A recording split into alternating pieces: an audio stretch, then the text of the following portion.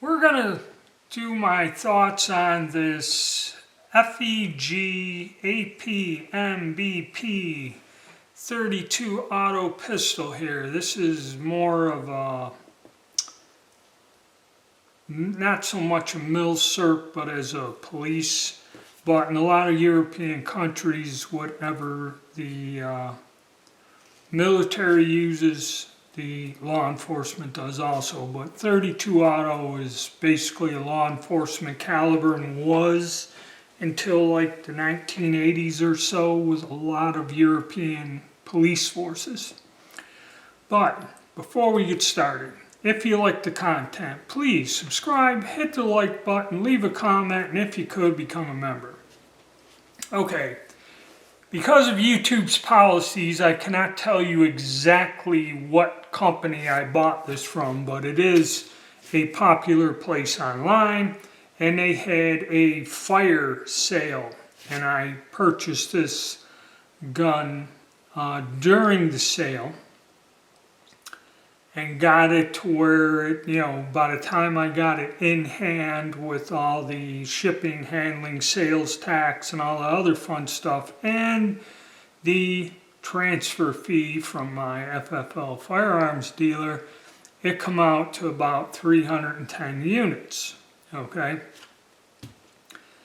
Not a bad gun, but when I took it out and fired it, if you watch the initial video, I explain how the gun operates and that. It's pretty cool. Actually, it's in very nice shape. Okay, a lot of these places will tell you good to very good, and you will get a gun with a lot of wear on the finish and everything else. This isn't the way it is. I believe this gun was refinished before it was sold or put into storage or whatever. I thought there would be a scroll on this side that says FEG Bucharest, Hungary or something, but as I look at it, that was ground off. Some examples have that, some don't, and that was specifically for the law enforcement department that ordered these pistols on contract. The gun shot a little to the left, but upon examining it, it looks like this rear sight is drifted more to one side in the slide. So I think what I'm going to do is try to drift it back to center and see what happens then.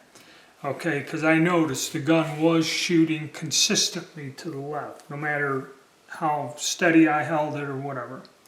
In operation, we'll talk about the magazine and the one problem I ran into.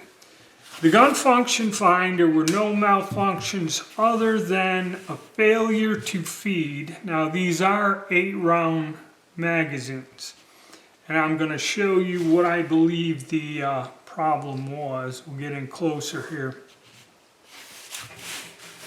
If you look at the magazine and the magazine lips, you'll notice that when you place a cartridge in here, okay, you have to go way out here to depress it.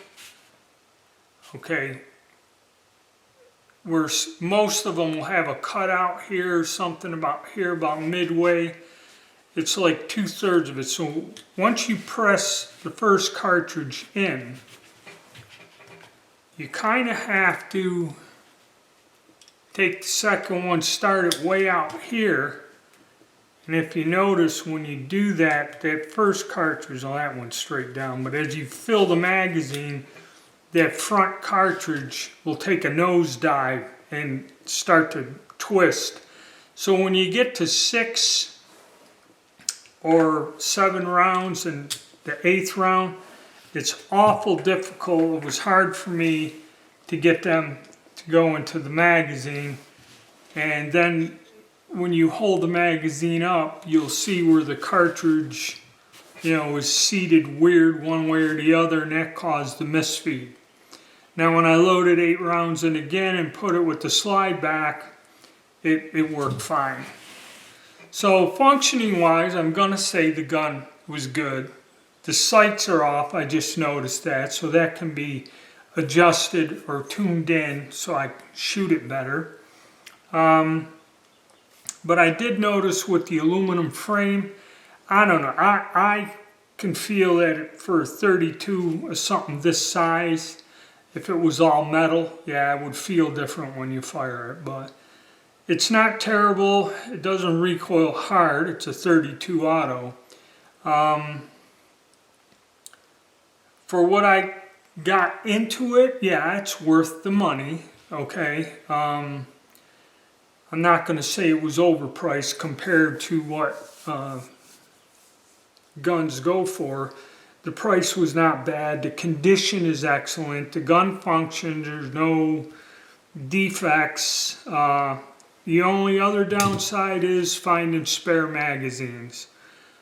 These have been imported to the country for a while, and I guess all the spare magazines are sold out. So now you got bandits on Gunbroker or eBay charging you a ridiculous amount of money for, you know, like a third the cost of the gun for a spare mag. It's crazy.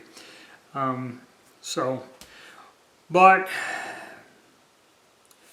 also this probably depends on the person. As a collector's item for a Cold War pistol from a communist bloc country, it's worth it.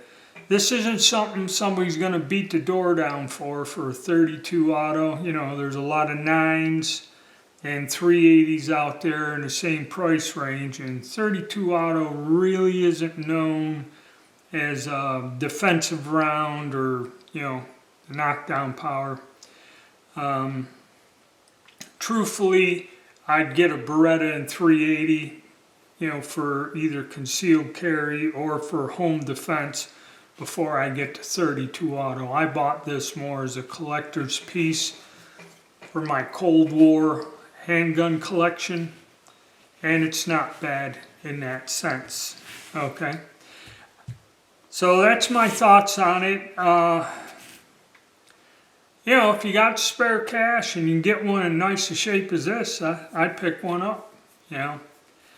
So that's my thoughts on it. All right, thank you, and stay tuned.